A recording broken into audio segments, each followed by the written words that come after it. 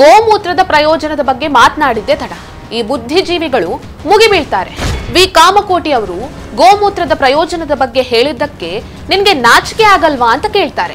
ಸನಾತನ ಧರ್ಮ, ಸನಾತನ ಸಂಸ್ಕೃತಿಯ ಬಗ್ಗೆ ಯಾರು ಏನೇ ಮಾತನಾಡಿದ್ರು ಅವರ ವಿರುದ್ಧನೇ ಮಾತಾಡ್ತಾರೆ.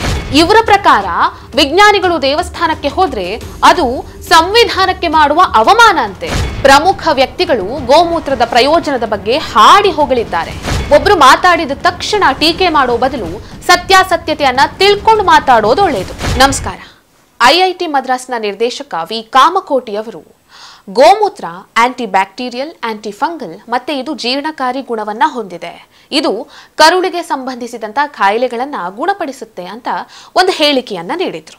ಇವರಿಷ್ಟು ಹೇಳಿದ್ದೇ ತಡ ಈ ಬುದ್ಧಿಜೀವಿಗಳು ಎಲ್ಲಿದ್ರು ಏನೋ ಪಟ್ ಅಂತ ಎದ್ದು ಬಂದು ಇವರ ಈ ಹೇಳಿಕೆಗೆ ಟೀಕೆ ಮಾಡಿದ್ರು. ಡಿಎಂಕೆ ನಾಯಕ ಇಳಂಗೋವನ್, ಕಾಂಗ್ರೆಸ್ ನಾಯಕ ಕಾರ್ತಿ ಚಿದಂಬರಂ ಸೇರಿದಂತೆ ಮತ್ತಿತರ ಬುದ್ಧಿಜೀವಿಗಳು ಅನ್ನಿಸಿಕೊಂಡವರು ವಿ ಕಾಮಕೋಟಿ ಅವರಿಗೆ ಈ ರೀತಿ ಮಾತಾಡೋದಕ್ಕೆ ನಾಚಿಕೆ ಆಗೋದಿಲ್ವಾ ಅಂತ ಕೇಳಿದ್ರು.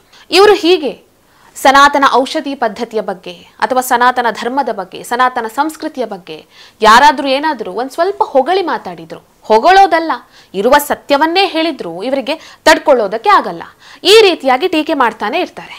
ಈ ರೀತಿಯಾಗಿ ಹೇಳಿಕೆ ಕೊಟ್ಟವರ ಮೇಲೆ ಮುಗಿ ಬೀಳುವಂತಹ ಕೆಲಸವನ್ನ ಮಾಡ್ತಾರೆ. ವಿ ಕಾಮಕೋಟಿ ಅವರು ನೀಡಿರುವಂತಹ ಹೇಳಿಕೆಯ ಬಗ್ಗೆ ಪರ ವಿರೋಧ ಚರ್ಚೆಗಳು ನಡೀತಾ ಇರುವಾಗಲೇ ಬಿಜೆಪಿ ನಾಯಕ ಅಣ್ಣಾಮಲೈ ಈ ರೀತಿಯಾಗಿ ಇವರು ಕೊಟ್ಟಿರುವಂತಹ ಹೇಳಿಕೆಗೆ ರಾಜಕೀಯ ಬಣ್ಣ ಬಳಿಯೋದು ಸರಿಯಲ್ಲ ಅಂತ ಹೇಳಿದ್ರು. ಈ ಕೊಂಕುಜೀವಿಗಳು ವಿ ಕಾಮಕೋಟಿ ಅವರ ಹೇಳಿಕೆಯ ಬಗ್ಗೆ ಮಾತ್ರ ಅಲ್ಲ, ಈ ಹಿಂದೆ ಕೂಡ ಸನಾತನ ಧರ್ಮದ ಬಗ್ಗೆ, ಸನಾತನ ಸಂಸ್ಕೃತಿಯ ಬಗ್ಗೆ, ಸನಾತನ ಔಷಧ ಪದ್ಧತಿಗಳ ಬಗ್ಗೆ ತಮಗಿಷ್ಟ ಬಂದಂತೆ ತಮ್ಮ ನಾಲಿಗೆಯನ್ನ ಹರಿಬಿಟ್ಟಿದ್ದಾರೆ. ಚಂದ್ರಯಾನ 3 ಉಡಾವಣೆಗೂ ಮುನ್ನ ಇಸ್ರೋದ ವಿಜ್ಞಾನಿಗಳು ತಿರುಪತಿಗೆ ಹೋದ್ರು, ದೇವರಿಗೆ ಪೂಜೆಯನ್ನ ಸಲ್ಲಿಸಿದ್ರು.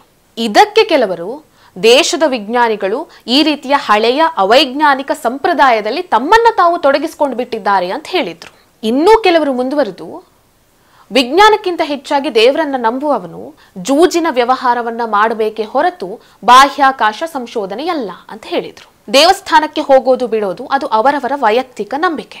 ಅವರ ನಂಬಿಕೆಯನ್ನ ಅವರು ಆಚರಿಸಿದ್ದಾರೆ. ಇದರಿಂದ ಬೇರೆಯವರಿಗೆ ಯಾರಿಗಾದ್ರೂ ಅನ್ಯಾಯ ಆಗಿದ್ರೆ ಅಥವಾ ತೊಂದರೆ ಆಗಿದ್ರೆ ಓಕೆ, ಅದನ್ನ ತಪ್ಪು ಅಂತ ಹೇಳಬಹುದು. ಆದ್ರೆ ಅವರ ನಂಬಿಕೆಯನ್ನ ಅವರು ಆಚರಿಸಿದ್ದಕ್ಕಾಗಿ ಎಂತೆಂಥ ಮಾತುಗಳು ಅವರ ವಿರುದ್ಧ ಕೇಳಿ ಬಂದವು. ಇದಕ್ಕೂ ಮೊದಲು ಇಸ್ರೋದ ಅಧ್ಯಕ್ಷ doctor K Radhakrishnan PSLV C-25 rocket ಅನ್ನ ಮಂಗಳ ಕಕ್ಷೆಗೆ ಉಡಾವಣೆ ಮಾಡೋದಕ್ಕೂ ಮೊದಲು ಈ ಉಪಗ್ರಹದ ಪ್ರತಿಕೃತಿಯನ್ನ ತಿರುಪತಿ ದೇವಸ್ಥಾನಕ್ಕೆ ತೆಗೆದುಕೊಂಡು ಹೋಗಿ ಅಲ್ಲಿ ದೇವರ ಮುಂದೆ ಇಟ್ಟು ಪೂಜೆಯನ್ನ ಸಲ್ಲಿಸಿದ್ರು. ಇದಕ್ಕೂ ಕೆಲವರು ಟೀಕೆಯನ್ನ ಮಾಡಿದ್ರು. ರಾಧಾಕೃಷ್ಣನ್ ಅವರು ಈ ರೀತಿ ಮಾಡಿ ಭಾರತದ ಸಂವಿಧಾನಕ್ಕೆ ಅವಮಾನವನ್ನ ಮಾಡಿದ್ರು ಅಂತ ಹೇಳಿದ್ರು.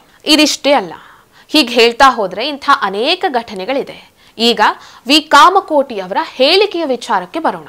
ಯಾವಾಗ ಈ ಸೋ ಕಾಲ್ಡ್ ಸೆಕ್ಯುಲರ್ಗಳು ಇವರನ್ನ ಟೀಕಿಸುವುದಕ್ಕೆ ಪ್ರಾರಂಭಿಸಿದ್ರು ಆಗ ಸ್ವತಃ ವಿ ಕಾಮಕೋಟಿ ಅವರೇ ಗೋಮೂತ್ರದ ಶಕ್ತಿ ಎಂಥದ್ದು ಅಂತ ಸೈಂಟಿಫಿಕ್ ಆಗಿ ಪ್ರೂವ್ ಆಗಿದೆ, ನಾನು ವೈಯಕ್ತಿಕವಾಗಿ ಪಂಚಗವ್ಯವನ್ನ ಸ್ವೀಕರಿಸ್ತೇನೆ, ಸೇವಿಸ್ತೇನೆ ಅಂತ ಹೇಳುವ ಮೂಲಕವಾಗಿ ಈ ಟೀಕಾಕಾರರಿಗೆ ತಿರುಗೇಟನ್ನ ನೀಡಿದ್ದಾರೆ. ಭಾರತದ ಪ್ರಮುಖ ವ್ಯಕ್ತಿಗಳು ಕೂಡ ಗೋಮೂತ್ರದ ಪ್ರಯೋಜನದ ಬಗ್ಗೆ ಮಾತನಾಡಿದ್ದಾರೆ. ಬಾಲಿವುಡ್ ನಟ ಅಕ್ಷಯ್ ಕುಮಾರ್ ನಾನು ಗೋಮೂತ್ರವನ್ನ ಸೇವಿಸ್ತೇನೆ ಅಂತ ಹೇಳಿದ್ದಾರೆ. ಬಾಬಾ ರಾಮದೇವ್ ಅವರು ಗೋಮೂತ್ರವನ್ನ ಸೇವನೆ ಮಾಡೋದ್ರಿಂದ ನಮ್ಮ ರಕ್ತ ಶುದ್ಧಿ ಆಗುತ್ತೆ, ಲಿವರ್, ಕಿಡ್ನಿ ಮತ್ತು ನಮ್ಮ ಇಡೀ ದೇಹ ಡಿಟಾಕ್ಸ್ ಆಗುತ್ತೆ ಅಂತ ಹೇಳಿದ್ದಾರೆ. ಉತ್ತರ ಪ್ರದೇಶದ ಮುಖ್ಯಮಂತ್ರಿ ಯೋಗಿ ಆದಿತ್ಯನಾಥ್ ಗೋಮೂತ್ರದ ಪ್ರಯೋಜನಗಳ ಬಗ್ಗೆ ಮಾತನಾಡಿದ್ದಾರೆ. ಇನ್ನು ಖ್ಯಾತ ಹೃದ್ರೋಗ ತಜ್ಞ ಡಾಕ್ಟರ್ BM ಹೆಗ್ಡೆ ಗೋಮೂತ್ರದ ಸೇವನೆಯಿಂದ ಇಮ್ಯೂನ್ ಸಿಸ್ಟಮ್ ವೃದ್ಧಿಸುತ್ತೆ ಅಂತ ಹೇಳಿದ್ದಾರೆ. ನ್ಯಾಷನಲ್ ಇನ್ಸ್ಟಿಟ್ಯೂಟ್ ಆಫ್ ಹೆಲ್ತ್ ನ ಒಂದು ಭಾಗವಾಗಿರುವ NCBI ಗೋಮೂತ್ರ ಚಿಕಿತ್ಸೆಯ ಗುಣಗಳನ್ನ ಹೊಂದಿದೆ ಅಂತ ಹೇಳಿದೆ. ಪೀರ್ ರಿವ್ಯೂಡ್ ಜರ್ನಲ್ಗಳಲ್ಲಿ ಪ್ರಕಟವಾದ 5 ವೈಜ್ಞಾನಿಕ ಪ್ರಬಂಧಗಳು ಗೋಮೂತ್ರ ಸೋಂಕು ನಿವಾರಕ ಗುಣಗಳನ್ನ ಹೊಂದಿದೆ ಅಂತ ದೃಢೀಕರಿಸಿದೆ.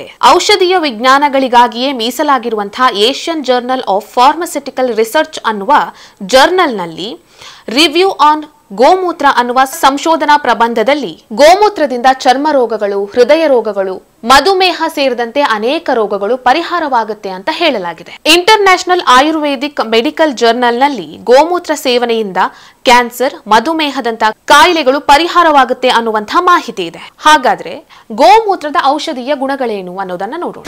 ಗೋಮೂತ್ರವನ್ನ ಕ್ಯಾನ್ಸರ್ ಮತ್ತು ಕುಷ್ಠರೋಗವನ್ನ ಗುಣಪಡಿಸುವುದಕ್ಕಾಗಿ ಆಯುರ್ವೇದಿಕ್ ಚಿಕಿತ್ಸೆಯಲ್ಲಿ ಬಳಸಲಾಗುತ್ತೆ. ಹಸುವಿನ ಹಾಲು ಮತ್ತು ಗೋಮೂತ್ರವನ್ನ ಬಳಸಿಕೊಂಡು ರಕ್ತಹೀನತೆಗೆ ಚಿಕಿತ್ಸೆಯನ್ನ ನೀಡಲಾಗುತ್ತೆ. ಗೋಮೂತ್ರವನ್ನ ಬಳಸಿ ಗಂಟಲು ನೋವಿಗೆ ಔಷಧಿಯನ್ನ ಕಂಡುಹಿಡಿಯಲಾಗಿದೆ. ಗೋಮೂತ್ರವನ್ನ ದಾರುಹರಿದ್ರ ಮತ್ತೆ ಅಪಸ್ಮಾರ ಚಿಕಿತ್ಸೆಗೆ ಬಳಸ್ತಾರೆ.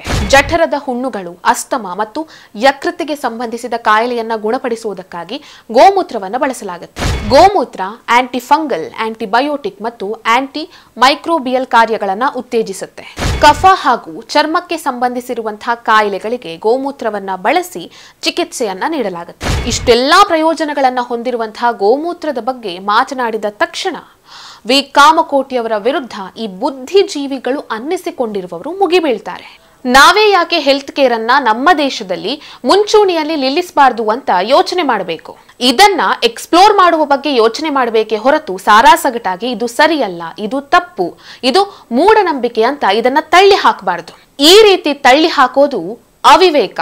ಸನಾತನ ಧರ್ಮ, ಸನಾತನ ನಂಬಿಕೆ, ಸನಾತನ ಔಷಧೀಯ ಪದ್ಧತಿಗಳ ಬಗ್ಗೆ ಯಾರು ಮಾತಾಡ್ತಾರೋ ಅವರ ವಿರುದ್ಧ ತಮ್ಮ ಧ್ವನಿ ಎತ್ತುತ್ತಾರೆ. ಈ ಬುದ್ಧಿಜೀವಿಗಳು ಈ ರೀತಿಯಾಗಿ ಮಾತಾಡೋದು, ಟೀಕೆ ಮಾಡೋದನ್ನ ಬಿಟ್ಟು ಇಂಥ ವಿಚಾರಗಳ ಬಗ್ಗೆ ರಿಸರ್ಚ್ ಮಾಡಿಸಿ ಇದರ ಪ್ರಯೋಜನಗಳನ್ನ ಜನರಿಗೆ ತಿಳಿಸುವ ಮನೋಭಾವವನ್ನ ಇನ್ನಾದ್ರೂ ಬೆಳೆಸಿಕೊಳ್ಳಿ. ಈ ವಿಡಿಯೋ ನಿಮ್ಗೆ ಇಷ್ಟ ಆಗಿದ್ದಲ್ಲಿ ಲೈಕ್ ಮಾಡಿ, ಶೇರ್ ಮಾಡಿ, ಕಮೆಂಟ್ ಮಾಡಿ. ನೀವಿನ್ನೂ ನಮ್ಮ ಚಾನೆಲ್ ಅನ್ನ ಸಬ್ಸ್ಕ್ರೈಬ್ ಮಾಡಲಿಲ್ಲ ಅಂದ್ರೆ ದಯವಿಟ್ಟು ಸಬ್ಸ್ಕ್ರೈಬ್ ಮಾಡಿ.